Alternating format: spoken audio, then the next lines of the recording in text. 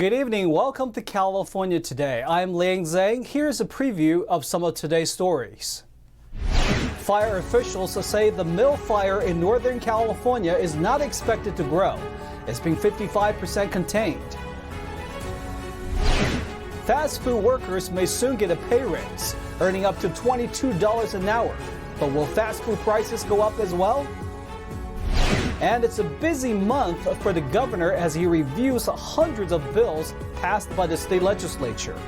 One prominent bill he must decide on will determine if doctors can't be punished for disinformation about COVID-19. As of Tuesday, the cause of the Northern California mill fire was under investigation, but fire crews made progress in containment of the fire that started on Friday. Crews continue to assess hose lays that can be removed, mop up where necessary, remove any hazards all the way back down to the community of Weed. Also continue to mop up around structures in the Lincoln Heights area within the community of Weed. The fire is currently staying in its footprint. The mill fire in Siskiyou County is now over 4,200 acres and 55% contained. Fire officials say the blaze is not expected to grow. The Siskiyou County Sheriff's Office has lifted some evacuation orders and warnings, as some people are now returning home. As a historic heat wave swept through California and extends into the week after Labor Day, PG&E reported thousands of Bay Area customers that lost power on Monday. Widespread outages were reported Tuesday morning as well. Risks of blackouts still loom. Temperatures climbed above 110 in many parts of the state on Labor Day. The late summer heatwave continues to linger through Tuesday, and demand for electricity is likely to peak. CEO of the California Independent System Operator, Elliot Meinzer, said on Monday, "We have now entered the most intense phase of this heat wave." Meinzer said the state is facing a shortage of 2,000 to 4,000 megawatts, which is about 10% of what the state normally needs. The heat wave affecting much of the West is expected to last until Wednesday. Grid officials call on residents to continue conserving energy, set thermostats to 78 degrees or higher, and avoid using major appliances and charging electric vehicles from 4 p.m. to 10 p.m. California Governor Gavin Newsom signed a bill on Monday that could require some fast food franchises to pay employees a minimum wage as high as $22 an hour. There is concern that fast food prices could also rise. NTD's Jason Perry reports. On Monday, California Governor Gavin Newsom delivered this message on Twitter. At the same time, we recognize there are sectors of our economy where we're falling a bit short, and one of those areas is fast food workers. And I want to thank Assemblymember Holden in particular for AB 257 and all of his hard work, a bill that empowers our workers, particularly in that sector, giving them more voice, giving them more choice. The bill will create a fast food council made up of 10 industry members. This group will establish minimum wage standards, working hours, and other working conditions for fast food restaurants in California with 100 or more locations. And beginning next year, fast food franchises could be required to pay employees a minimum wage of up to $22 per hour. And McDonald's USA President Joe Erlinger says it could drive up the cost of fast food in California by 20% at a time when Americans already face soaring costs in supermarkets and at gas pumps. Giving people raises when they haven't done anything extra tells them that they don't have to do anything extra to get raises. I spoke with Michael Busler, a professor of finance at Stockton University, who explained that $22 per hour is about a $45,000 per year cost for the businesses. He said this will most likely cause customers to pay more for fast food, and businesses will try to eliminate workers by adding machines and touchscreens to get the job done. What we really want to do is say, look, there's opportunity for everybody here. Just figure out how to contribute more, and you'll be able to earn more. Don't depend on the government to raise your wages artificially. We reached out to the office of California Governor Gavin Newsom for comment, but we didn't hear back before airtime. Jason Perry, NTD News. A bill that could punish doctors who dissent from California's governmental messaging on COVID-19 has passed the state legislature. It's now on the governor's desk for his final signature of approval or veto. The Medical Board of California, or MBC, could soon use discretionary power to discipline physicians or surgeons who spread, quote, misinformation or disinformation related to COVID-19. That's if Governor Gavin Newsom signs the recently passed Assembly Bill 2098. According to the legislature analysis, misinformation or disinformation would include false or misleading information about the virus, COVID-19 prevention and treatment, and the development, safety, and effectiveness of COVID-19 vaccines. The MBC currently has the power to punish doctors charged with unprofessional conduct, including gross negligence, incompetence, dishonesty, or corruption. Dr. Michael Huang of Roseville says that the state is acting well beyond what it's designed to do. He says the bill will make it impossible to practice honest medicine, adding that what we knew about COVID 2 years ago is completely different than what we know now. However, the California Medical Association, a co-sponsor of the bill, says during the COVID-19 pandemic, quote, many health professionals, including physicians, have been the culprits of this misinformation and disinformation effort.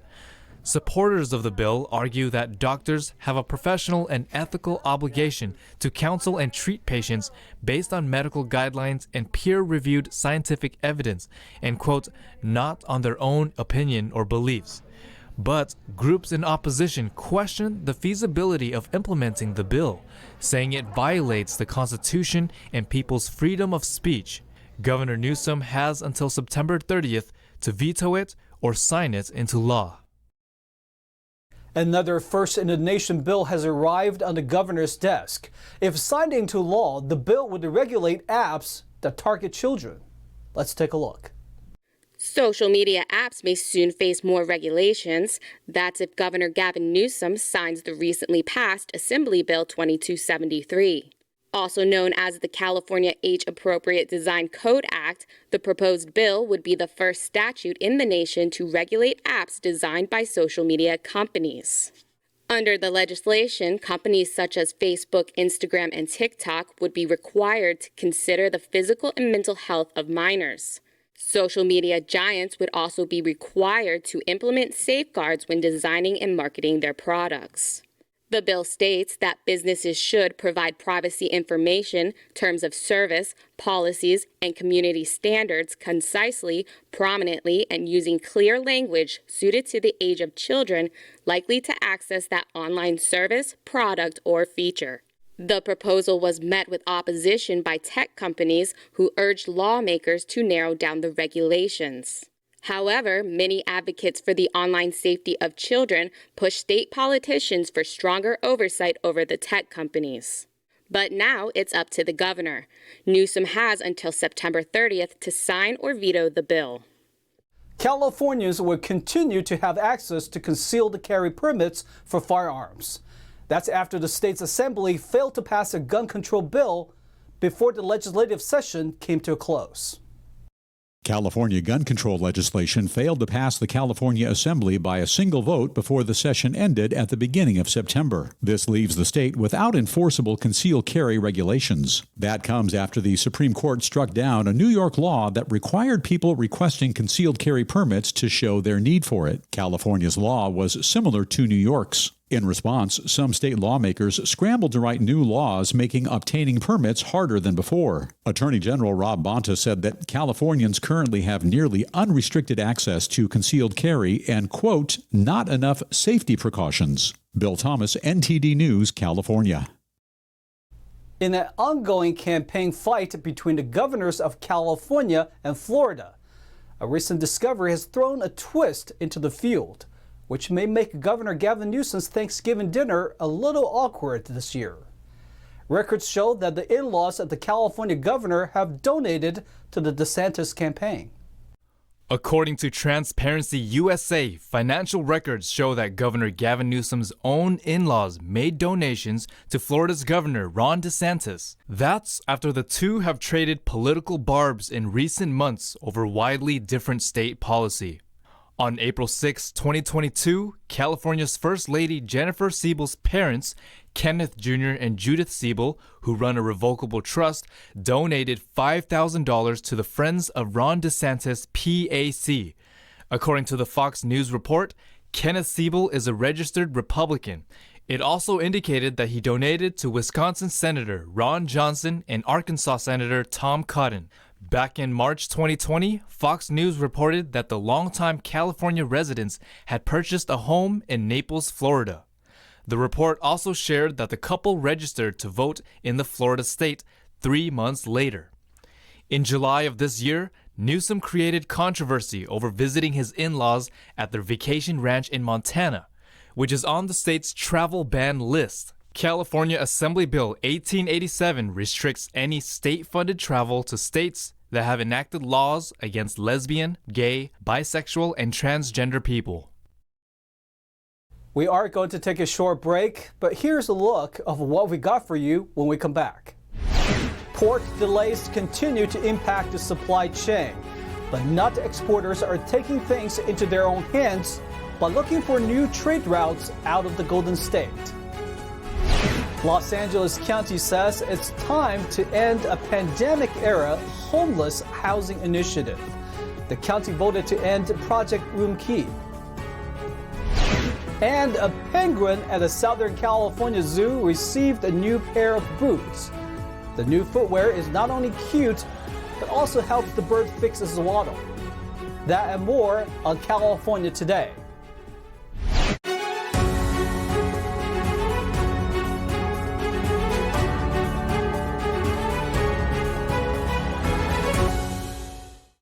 Tired of delays at Port of Oakland, nut exporters are looking for a new trade route to ship California-grown goods overseas. That's after the port has dropped in its export capacity. According to Bloomberg, farm groups in Northern California initiated a talk with the largest U.S. rail carrier, world's third container shipping line, and state officials to work out a plan. According to the operations spokesperson, Rachel Campbell told Bloomberg that products may be hauled in containers from Central Valley to the largest U.S. ports in Los Angeles and Long Beach. Nina Solari, vice president of Avanti Nutco, told Bloomberg, "Obviously, all of these options come at an additional cost that we will have to incur, but at least we have options to move our freight, which is what we desperately need." The exporters need a workaround to the holdup at Port of Oakland and move along their international shipments of almonds, walnuts, and other agricultural commodities. The Port of Oakland has been dealing with capacity and labor issues since pandemic lockdowns. A trucker protest last month caused operations to shut down for a week, and outbound shipments fell 30%. California's Central Valley is the largest agricultural producer and exporter in the country. It provides roughly a quarter of the nation's food and supplies 70% of the world's almonds. California's Supreme Court agreed to review a lower court ruling concerning the state's three strikes laws. The California Supreme Court agreed last week to review an important lower court ruling about the state's three-strike law. The ruling stated that state attorneys must follow the state's three strikes law after Los Angeles District Attorney George Gascon told prosecutors to ignore it. He has refused to charge three strikes cases, which the lower courts found to be illegal. The three strikes law imposes increasing sentences based upon extra strikes. A second strike would double the sentence, and a third strike imposes a 25-year to life sentence. Strikes are applicable for violent crimes or other felonies. Gascon, who has faced controversy in the past for his decisions on prosecution, says that the laws, quote, have caused tremendous harm to our communities. The California Supreme Court will now review the lower court's decision. Bill Thomas, NTD News, California. Los Angeles County is paving the way toward the end of Project Room Key. The project was a temporary pandemic-era homeless housing scheme. The city of Los Angeles voted last week to end a temporary homeless housing initiative known as Project Room Key. The partner project to Project Home Key was spurred by COVID-19 pandemic lockdowns. The scheme will have its remaining sites shut down and emergency housing vouchers revoked. Los Angeles County has demobilized 44 sites already. The City Council voted 11-0 to approve $2.9 million to facilitate the complete shutdown of the initiative. The Los Angeles Homeless Services Authority, or LAHSA, originally requested $6.1 million for the demobilization. LAHSA co-chief executive Christina Dixon stated that there was, quote, still a need for additional funding in order to manage the demobilization. The city has spent over $350 million on its entire pandemic response, including Project Roomkey. Bill Thomas, NTD News, Los Angeles. A new study by Go Bank Rates listed the 10 most unaffordable cities in the nation. Nearly all of them happen to be in California, and apparently have a cost of living of a six-figure salary. Here's a look. California leads the nation in many ways, including housing costs. Go Banking Rates put together a study of the 10 most unaffordable cities in America, and results found that 9 of them are in California. In the average American city, the cost of living is nearly $5,100 per month, or about $61,000 annually. But at the top of the list with the highest cost of living are California's Cupertino and Newport Beach, the only 2 cities with a cost of living of over $200,000 per year. Go Banking Rates looked at the average rental data for one-bedroom rent in 2022 from Apartment List, cost of living data from Sperling's Best, and expenditure data from the Bureau of Labor Statistics. Only cities with a livability score of 65 or higher were included. Rent for a one-bedroom space in 2022 for the top expensive cities are at minimum nearly $2,500 to $3,000 per month. Marina del Rey yields the highest at a whopping $4,500 per month. The only non-California city on the list happens to be Hoboken, located in New Jersey. The East Coast city doesn't have the highest cost of living at $107,000 per year, but it ranked the highest for livability from the list. A penguin in one Southern California zoo is on a new leg of his journey with a pair of boots to help walk. A penguin named Lucas had bumblefoot, a degenerative foot condition in birds. But thanks to a new pair of custom orthopedic boots, he waddles with more stability at the San Diego Zoo. This started for him a couple of years back now, where he was very ill. On CT, we diagnosed discospondylitis, which is an infection in the discs down the spinal cord. And the inflammation around those infections impacted the spine. So he is just weaker with his nerves and his muscle control. So instead of being up like a normal penguin, he's down flat on what would be like our ankles. Bickney says bumblefoot is a common diagnosis in birds. It usually means the bird has either a skeletal or a neurological problem that causes uneven weight distribution. For Lucas, a spinal injury caused him to walk flatter and lean to his left side. Because of the way the shoes have been constructed, they're forcing him to walk a little bit differently. They're kind of moving him forward, so there's a little padding on the inside that forces his foot forward, so we see him actually moving his toes when he walks now, which is something we hadn't seen in years. Lucas showed promising improvement in his waddle since being fitted with therapy boots in June. One thing that's special about the Therapaw boots that we're using is they're very individual. It's like instead of taking like a size 9 off the shelf at the shoe store, these are geared specifically for him. The boots are cushioned and velcroed in place, so Lucas can fully participate in the colony, climb rocks, swim, and nest. But Bickney said Lucas will always need to wear his therapy shoes. I'm so excited that we've been able to do this for Lucas. Lucas was one of the first birds that I raised here at San Diego Zoo. So I've known him since he was an egg, and we are very attached to each other. So it warms my heart just to know that we've been able to do something to make him more comfortable. For Denton, the most important thing is that Lucas now fits like a boot into the colony of penguins. Now let's check in with NTD's Thomas Christian for an update on sports.